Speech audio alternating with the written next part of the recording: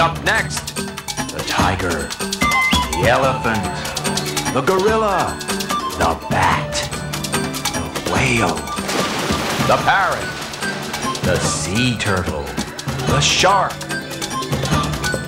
What do all these animals have in common? All of them are facing extinction. They're going, almost gone. Animals in danger. Hi, I'm Jim Fife, and this is a show about animals in danger. Animals that could become extinct. History, gone, out of here, and I mean forever. What's the problem? Well, let's look at our friends, the dinosaurs. You know, it took the dinosaurs millions of years before they went extinct. It happened slowly and naturally. Well, now, don't complain, you guys. You had a couple of million years to be dinosaurs and stuff. What's frightening about what's happening nowadays is how fast different animals are disappearing. Animals like tigers or elephants that were plentiful just a few years ago are suddenly dying out. It's all happening much too fast. And I don't know about you guys, but I'm not in any hurry to have my favorite animals follow in your footsteps so quickly, right? What? Oh, now you're not talking to me?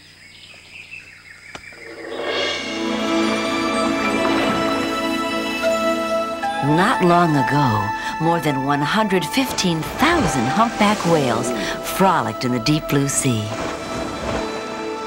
Now, less than 10,000 remain. And that just may not be enough for the species to survive.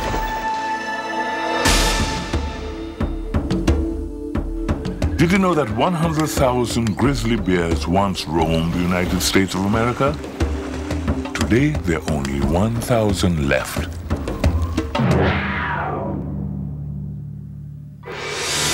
Tigers, the largest and most powerful of all big cats, are one of the most endangered animals on the planet.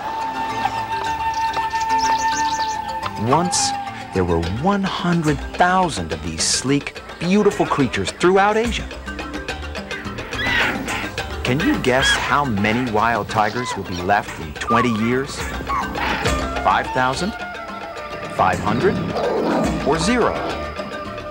If you said 5,000 or even 500, you are much too optimistic. The answer is none. 0. Zip. In 20 years, wild tigers may be all gone. And tigers aren't alone. Many of the world's big cats are close to extinction. That means no more cheetahs, no more Florida panthers, and no more snow leopards in the wild. In fact, unless things change, half of all large animals will be endangered or gone completely in just 50 years.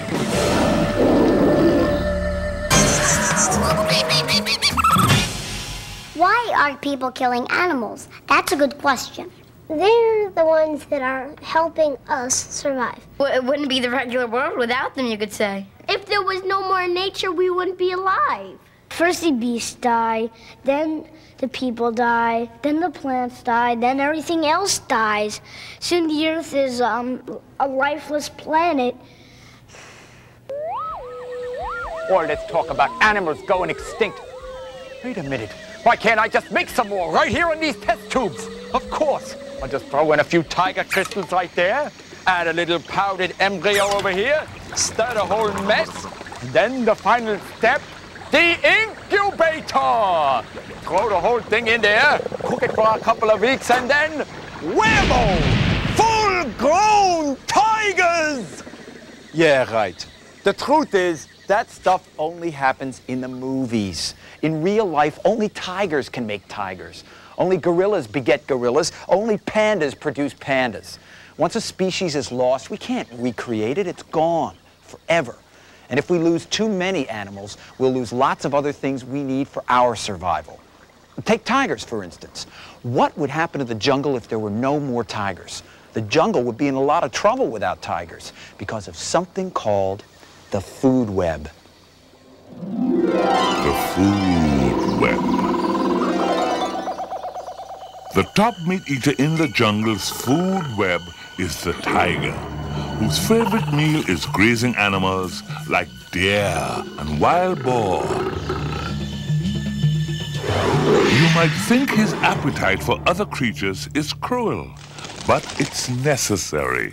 Because if the tiger wasn't around to eat the grazing animals like deer and wild boar, there will be too many of them. And they would become so numerous, they would devour all the plants in the jungle. And then even the smallest animals would go hungry. What about me? What about me?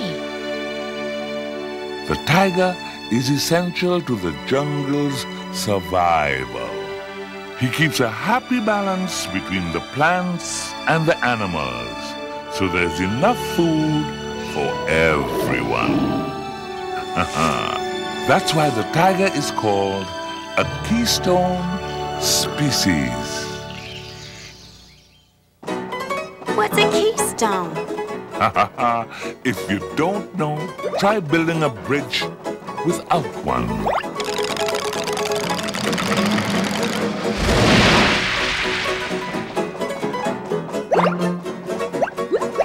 Where's the keystone? Where's the keystone?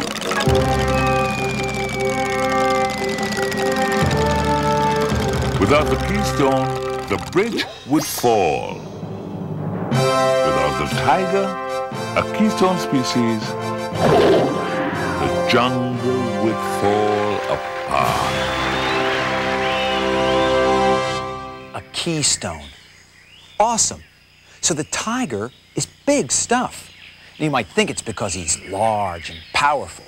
But do you have to be big in the animal kingdom to be important? Is big better than small? Could the earth do just as well without the little creatures? What do you think? Which of these endangered animals, the giant elephant or the little fruit bat, is more important to the forest? The elephant, the fruit bat, or they're equally important? The answer is a tie. They're equally important. Both the colossal elephant and the compact fruit bat do amazing things in the forest where they live. Take the elephant. Elephants chow down on 500 pounds of leaves a day, making them the world's biggest weed whackers. By taking such a huge bite out of the forest's greenery, elephants let in more sunlight, and that helps more plants to grow for all the other animals to eat. These big guys also dig up hard-to-find watering holes, which is a lifesaver during the dry season. And what about the fruit bat? How important is he? Well, these little fellas are essential to life in the rainforest because they don't just eat fruit, they grow it. One bat can drop 60,000 seeds in a single evening. They actually help replant the rainforest after it's been cut down. And that's good news for all creatures. So it's not an animal's size, it's what they do with it that makes the mighty elephant and the little fruit bat so important to protect. It's a pretty neat plan, don't you think? All these different animals have a purpose in nature. Each one is part of a system that basically keeps the planet going. And this incredible variety of wildlife that supports life on Earth is called biodiversity. If there weren't any animals, nature would just be one big flunk. It would be a very boring world, and there would be no meat. You might not know it, but like a gorilla or something is like your great, like thousands of great, like ancestor or something. The rhino, the tiger, the elephant, the bat. What do all these endangered animals have in common? Are they always eating? Do they hate taking baths? Or are they losing their homes? The answer is they're losing their homes. The major reason why so many different animals are endangered is because their homes, or habitats, are being destroyed. All around the world, animals are being crowded into smaller and smaller spaces. People move in, cut down and fence in the landscape, and the animals have no place to live. Elephants are in real trouble because they have to migrate to find food. But when the forests they move to are taken over by plantations and farms, the elephants starve. Here in this town in India, the elephants had no choice but to feed on some farmers' crops. Some people felt the elephants were becoming giant pests and tried to scare them away. But are the elephants to blame? You be the judge. We interrupt this program to bring you the final minutes of the Asian elephant's trespassing trial. The defendant, an elephant mother, is being attacked by the prosecution, and we understand a verdict is expected shortly. And the evidence will show that the defendant and her elephant accomplices not only disturbed the peace, but willfully raided a farm and terrorized a community. You don't understand. Then you deny leading your herd on a reckless and destructive rampage? Well, no. I mean, yes. Listen. It was right about sundown. The route we usually take to our watering hole was cut off by this new village. We were hot, thirsty, and hungry, and we couldn't find our way. I sniffed some food in a field behind a fence, and, well, I'm afraid instinct simply took over. The next thing I knew, they were shooting at us. What could I do? I had my son to feed. Mommy! Mommy! Order! Order in the court. Please, Your Honor. Look what happened to our neighbors. Their land was destroyed. Their watering hole was dry. They had no place to go. Without our habitat, we'll die. And I want to live to be a grandmother. Please, no crying in the court. This is a difficult case. Clearly, this elephant's own peace was disturbed when her home was invaded. Loss of habitat is a serious matter. I go a little crazy myself when the kids take over my favorite armchair. But this is a matter of life and death. So this defendant isn't just fighting for her own future. She's fighting for the survival of her species. Therefore, the court finds this elephant not guilty by reason of habitat loss.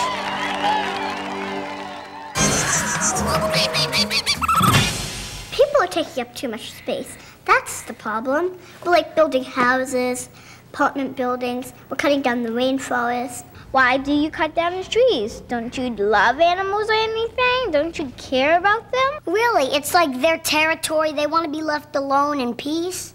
You know what I mean? I just want to see a crocodile in the wild before I die. I don't want to see it in the zoo. I just want to see it in the wild, and that is becoming very difficult. Here I am in a rainstorm, but for once, I remembered to bring my umbrella. I bet you're wondering what this umbrella has to do with endangered animals. Well, this is not just any umbrella. Imagine this umbrella as an elephant. Elephants are called an umbrella species. If you protect the elephant, you protect lots of other creatures at the same time. Why? Because elephants need lots of space to survive. Now let me show you why this is such a special umbrella. On their travels, elephants pass the tapir, the turtle, the langur monkey, the leopard, hi guys, and dozens of other animals. If you preserve enough space for the elephant, you automatically cover the needs of other creatures who share the same turf. Protect the elephant, and you're protecting other animals at the same time. Just like this big umbrella protects everything underneath it, including me.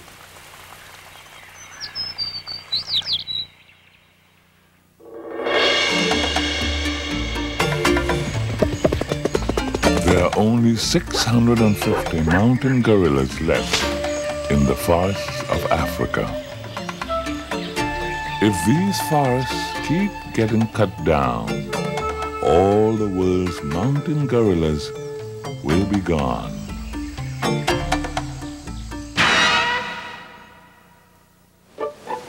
Sea turtles always lay their eggs on the same beach. But when that beach gets paved over or overcrowded, mother turtles have no place to come ashore, so they can't have babies. Without safe beaches, there won't be any more of these sea turtles. Most people don't think of the ocean when they think of extinction. The sea is so vast and full of life. It seems there's no limit to what we can dump in and take out of here, right? Wrong. Some of the most important homes for animals are in the sea, like this coral reef. Coral reefs are so full of the sea creatures that give us food and medicine, they're called the rainforests of the ocean. But they're under attack. Attack on the coral reef. From time immemorial, divers have been awed at the beauty of the coral reef. They travel far and wide to feast their eyes on this peaceful paradise and study its secrets. But today, the coral reef is in deep, deep trouble, and so are its inhabitants. Armed with giant nets, divers are stripping the reefs of all the amazing creatures who live here. They trap the shell-shocked fish, many of which are sold as exotic pets. And they carry away 1,500 tons of coral every year. Broken down and stripped of its dwellers, the reef is nothing but an empty shell. This irreplaceable paradise is lost forever.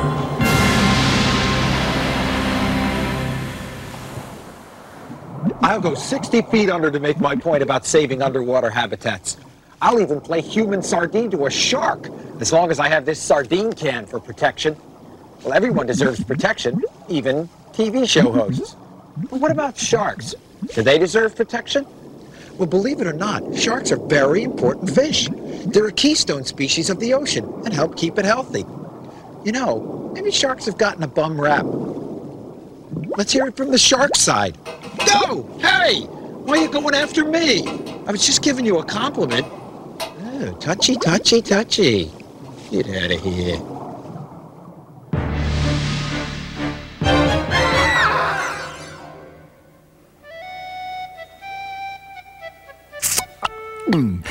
Yes.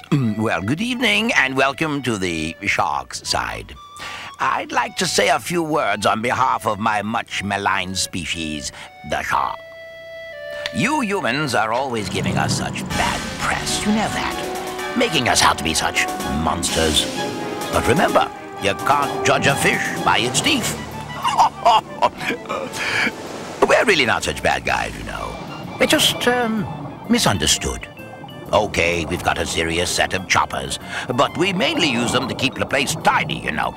All that stuff about chewing up swimmers, well, that's greatly exaggerated.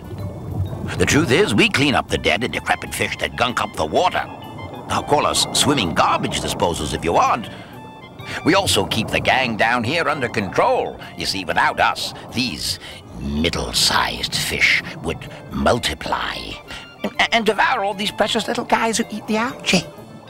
And then what would the ocean be? Oh, a slimy, miserable mess. And there goes your seafood. But does anyone think about that when they drown us in their fishing nets? Or hunt us for our fins? No, people just don't get it, you see. You know, sharks, they're natural wonders who need to be studied more. Yes. So I suggest you keep us sharks around for a while. If you know what's good for you. See you at the beach.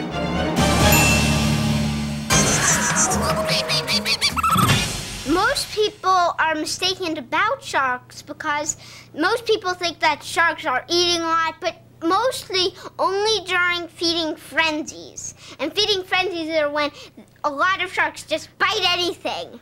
Yeah, when they see blood. Like they're like, If you don't bother them, they won't bother you. We need all the creatures who live in the sea, just like we need all the animals who live on land. When they're in trouble, we're in trouble.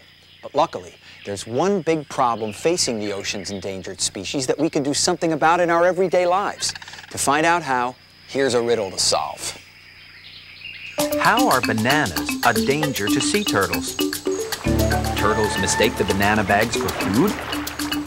Turtles slip on banana peels? Or turtles are allergic to bananas? Which one did you pick? Well, the answer is in the bag. The plastic bags we use to ripen and package bananas are hazardous to sea turtles. These bags often wind up in the ocean, where sea turtles mistake them for their favorite meal, jellyfish.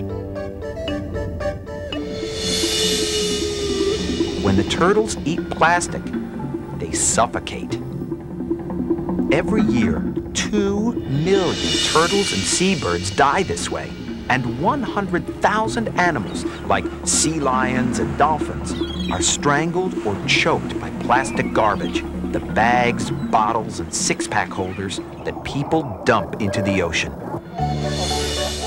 So if we use less plastic and recycle more, we can help save lots of endangered animals. You are cordially invited to the VOP Lodge.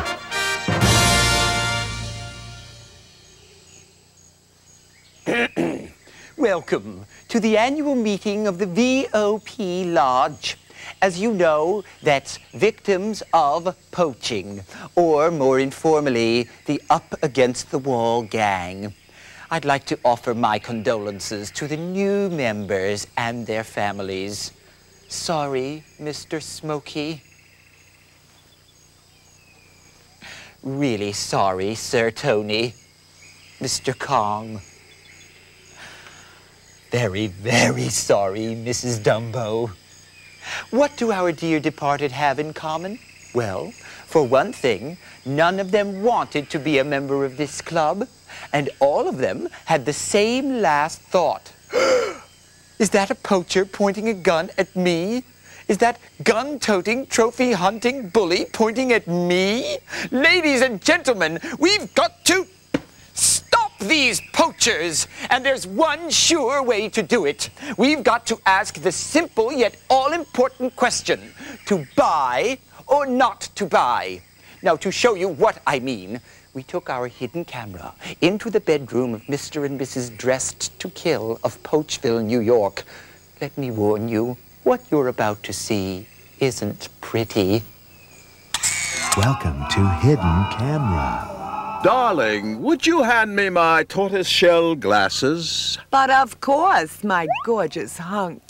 Mr. and Mrs. Dressed to Kill don't know it yet, but in the next 60 seconds, we're going to remove everything they own that came from an endangered species. First, Mr. Dressed to Kill's python skin belt, straight from the belly of the snake. Nice briefs, Mr. Dressed to Kill. Next, Mrs. Dressed to Kill's coral jewelry. Bye-bye. And her leopard skin suit. Whoops. Oh, I feel so incomplete. And I hear someone say tortoise shell glasses. Now let's say sayonara to those crocodile boots. Sorry, Mrs. Dressed to Kill. You'll have to bear all without that Asian bear rug. Oh! What is this, poltergeist for? Hey, are those chess pieces made of ivory? Purchases like that once cut the elephant population in half. What's going on here? I don't know. It's like one of those aftershocks. Will you shut up and move Let's put an on? end to their confusion, shall we? Mr. and Mrs. Dressed to Kill, you're on Hidden Camera. where we expose the naked truth about the people who unknowingly aid poaching. Oh, I'm mortified. I'm chagrined. Frankly, so were those poor animals. Rest their souls. I never liked those tacky boots of yours anyway. Yeah, well, I never trusted that decorator of yours. Well, you're a lousy chess player. Oh, yeah? Yeah. So don't wind up like Mr. and Mrs. Dressed to Kill. You have the power to make more than a fashion statement with the things you buy. You have the power to be a poacher buster. Did you know that parrots are among the most popular pets in the world, right behind dogs and cats? But before you consider buying one of these rare birds, ask yourself this question. What does Polly really want? A 12-speed bike? For freedom? Or a cracker? If Polly could speak her mind, she'd say it's not a cracker or a 12-speed bike she really wants, it's her freedom. The chance to live naturally in her rainforest home. The capture and sale of parrots for pets is so harmful that 40 different types of parrots are threatened because of it. It's against the law to bring wild parrots into this country, but people do it anyway, and many of the parrots don't survive the trip. Leaving parrots in their natural habitat is not just good for parrots, it's also good for the rainforest because parrots spread seeds that plant valuable new trees. So for their own sake and for the benefit of other wildlife, parrots and all endangered animals are better off if they never leave home.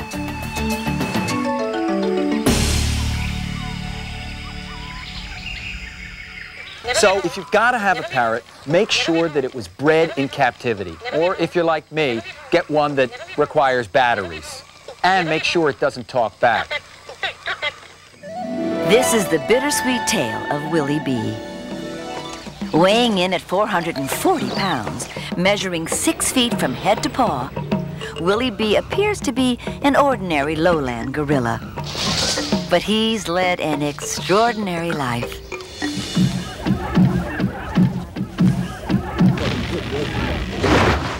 Captured from Africa like this gorilla when he was just 3 years old. Willie B was taken to the Atlanta Zoo, where he became the zoo's most popular attraction. But for the next 27 years, Willie B lived all alone in a concrete indoor cage. Some say Willie B was the loneliest guy in town. No one paid much attention to Willie's lack of companionship until they realized that gorillas were becoming endangered. They knew if they wanted to have more Willies in the zoo, they couldn't take them from the wild anymore. They'd have to breed them themselves. But could Willie B learn to live with other gorillas after so many years as a bachelor? Is that good? Could he ever hope to meet a female and father a baby? See you tomorrow.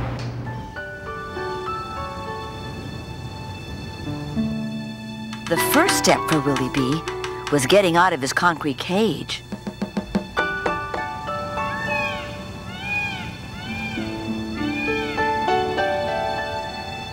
The zoo built him an outdoor habitat where he could live more naturally and have enough space to maybe even raise a family someday.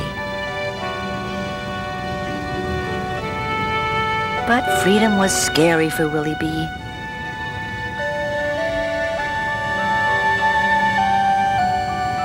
The sunshine, the sound of an airplane, or even the feeling of grass under his feet was new and frightening after 27 years inside a cage. But soon Willie B was sowing his wild oats. Now he was ready to meet the opposite sex. Finally, Willie had his first date, and it got off to a rough start. One of his potential girlfriends, a wild-born gorilla named Chumba, chased Willie B around. Willie'd never been with a female before, so he didn't know the ropes. It's fair to say that Willie B and Chumba didn't hit it off right away. But little by little, over long walks and picnics of raw vegetables, Willie B. and Chumba fell in love. Then came the news everyone had been waiting for. Chumba gave birth to baby Kudzu, and Willie B. was the proud father. With a family to call his own, Willie B. was lonely no more. Willie B.'s story has a happy ending, but zoos are only one part of the effort to save endangered animals. Because even if zoos keep some species alive in captivity, it won't be much use if there's no place for their wild relatives to live. All the animals in zoos are ambassadors for their wild cousins, and they remind us how much we have to lose. Oh, you trying to get something to eat? Willie's baby will never know the true freedom her father once did. But if we protect her wild relatives, endangered animals will have a future. So what does the future hold for endangered animals? Well, we've already seen that we can be wildlife's worst enemy. When we clear the forest, we kill the bat who plants the tree that feeds the elephant whose survival protects a lot of other creatures. We lose the tiger who keeps the food web together that protects the jungle which gives us food and medicine. And the same is true for the shark in the ocean. But we can also be endangered animals' best friends, and that's the good news. People can make a big difference. When we protect animals and their habitats, we protect our own future. Everything is interconnected, and everything in nature counts. Big and small, plants and animals, you and me. It's up to us, guys. We're all in this together. Okay, that's a wrap. Let's strike this tree. Wait a minute. I was just finishing up the show, and I was going to have a snack. Sorry, Jim, we got to clear the set. All right, come on. Come on, guys, let's move that tree. Well, coming up next, endangered hosts. Bye, everybody. Thanks for watching. Bye.